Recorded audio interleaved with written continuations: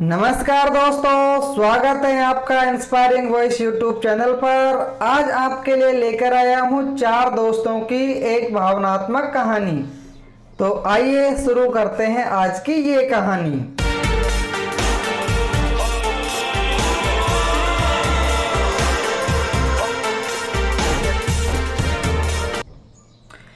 एक बार 4 घनिष्ठ दोस्तों ने एक ही विद्यालय से साथ साथ पढ़ाई की।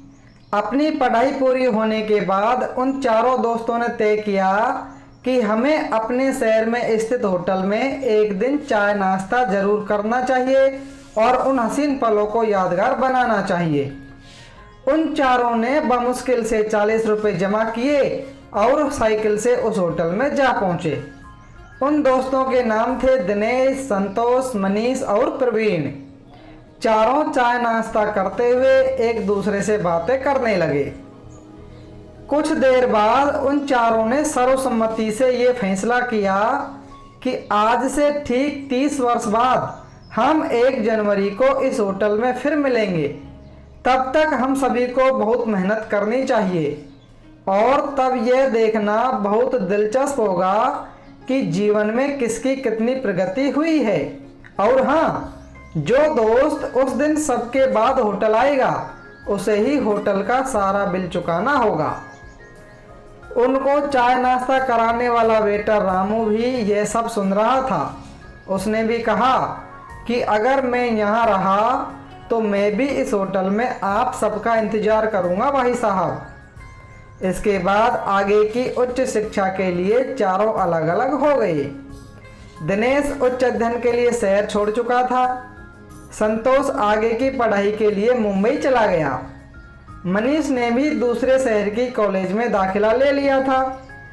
उस शहर में बचा तो सिर्फ प्रवीण, जो उसी शहर के महाविद्यालय में पढ़ा। चारों दोस्त पढ़ लिख कर अपने अपने काम में लग गए थे। धीरे धीरे इन बातों को दिन, महीने, साल और फिर 3 दशक बीत गए। इन 3 दशकों में उस शहर में भी काफ़ी परिवर्तन आ गया था। शहर की आबादी बढ़ी और सड़कों, फ्लाईओवर, गगनचुंबी इमारतों ने शहर की सूरत ही बदल दी। वह होटल अब 5 स्टार होटल बन गया था। वेटर रामू भी अब रामू सेठ बन गया और साथ ही होटल का मालिक भी। 30 साल बाद निर्धारित तिथि को दोपहर में एक लग्जरी कार होटल के गेट पर आकर रुकी। कार से दिनेश उतरा, जो ज्वेलरी का काम करता था। उसके पास अब कई ज्वेलरी शोरूम थे। दिनेश होटल के अंदर गया तो होटल के मालिक रामू सेठ ने कहा, सर मैं वही वेटर रामू हूँ जिसने आपको 30 साल पहले चाय नाश्ता कराया था। अब मैं मेहनत करके इस होटल का मालिक बन गया हूँ। आइए श्रीमान, आपका स्वागत है। रामू सेठ ने दिनेश को एक टेबल पर बैठाया और कहा कि प्रवीण सर ने आपके लिए 1 महीने पहले से ही ये टेबल बुक करा रखी है। दिनेश उस होटल पर बैठकर सोचने लगा कि वह चारों में सबसे पहले आया है, इसलिए उसे आज का बिल तो नहीं देना पड़ेगा। 1 घंटे में संतोष भी आ गया, जो शहर का बहुत बड़ा बिल्डर बन गया था। अब दोनों दोस्त बात करते हुए दूसरे मित्रों का इंतजार कर रहे थे कि तीसरा मित्र मनीष भी आ गया। उससे बात करने पर पता चला कि मनीष शहर का बहुत बड़ा बिजनेसमैन बन गया है। अब तीनों मित्रों की आंखें बार बार दरवाजे से पूछ रही थी कि प्रवीण कब आएगा। इतनी देर में रामू सेठ ने कहा कि प्रवीण सर की ओर से एक संदेश आया है, तुम सब चाय नाश्ता शुरू करो, मैं थोड़ी देर में आ रहा हूँ। इधर तीनों दोस्त 30 साल बाद एक दूसरे से मिलकर बहुत खुश थे। घंटों तक हंसी मजाक चलता रहा, लेकिन प्रवीण नहीं आया।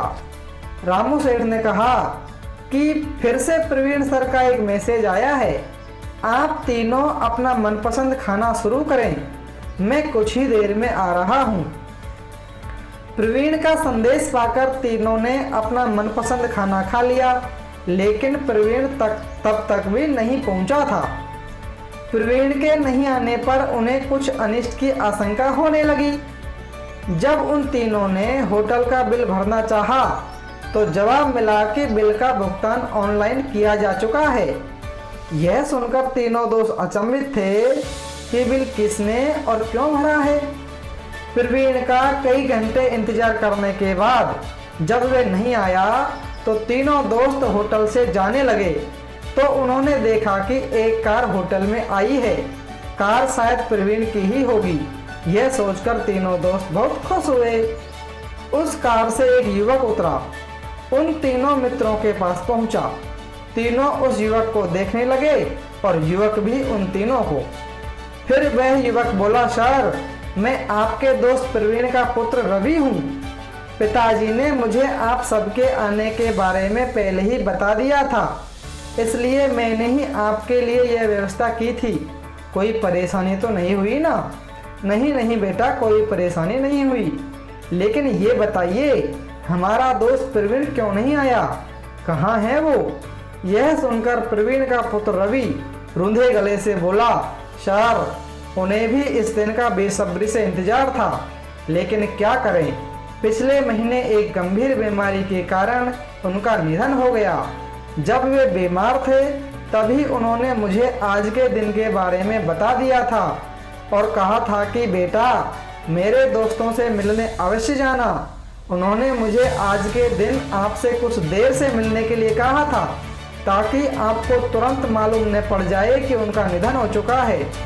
उनका मानना था कि ये जानकर आपको बहुत दुख होगा और तब उनके दोस्त नहीं हंसेंगे तो इतने अरसे बाद एक दूसरे से मिलने की खुशी खो देंगे। ऐसा कहते कहते रवि की आंखें भर आई। वह फफक कर रो पड़ा। वह जैसे ही अपने पिता के दोस्तों के पैर छूने लगा तो उन्होंने उसे गले लगा लिया और सांत्वना देने लगे।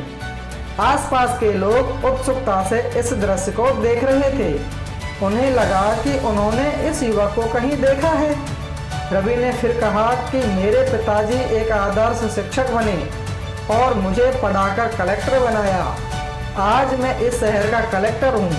ऐसा सुनकर तीनों दोस्त बहुत खुश हुए। पास में ही खड़े रामू सेठ ने कहा कि अब 30 साल बाद नहीं बल्कि हर 30 दिन में आप और हम अपने होटल में बार बार मिलेंगे और हर बार पार्टी मेरी तरफ से होगी। रामू सेठ से पार्टी का वादा लेकर सभी ने एक दूसरे को गले लगाया और तीनों दोस्त रवि के साथ चले गए। इसलिए प्यारे श्रोताओं, अपने सगे संबंधियों और दोस्तों से मिलते रहिए। उनसे मिलने के लिए बरसों इंतजार नहीं करें, क्योंकि न जाने किसके बिछड़ने की बारी कब आ जाए। हमेशा अपनों के करीब रहें और उन्हें अपने साथ होने का भावनात्मक एहसास दें, क्योंकि कहा गया है कि क्या भरोसा है जिंदगानी का, आदमी बुलबुला है पानी का। यह कहानी आपको कैसी लगी कमेंट कर अवश्य बताएं। अच्छी लगी हो तो दोस्तों को शेयर करें। कहानी पसंद आई हो तो चैनल को सब्सक्राइब कर लें। धन्यवाद।